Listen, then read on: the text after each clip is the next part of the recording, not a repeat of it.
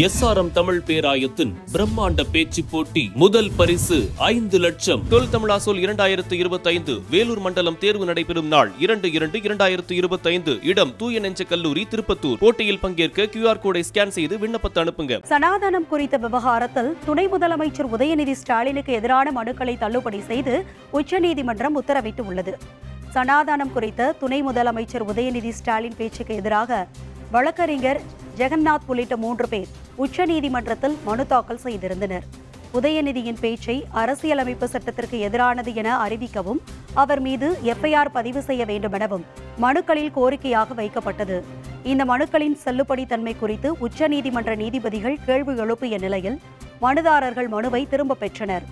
இதனையடுத்து துணை முதலமைச்சர் உதயநிதி ஸ்டாலினுக்கு எதிராக தாக்கல் செய்யப்பட்ட மனுக்களை தள்ளுபடி செய்து உச்சநீதிமன்றம் உத்தரவிட்டுள்ளது.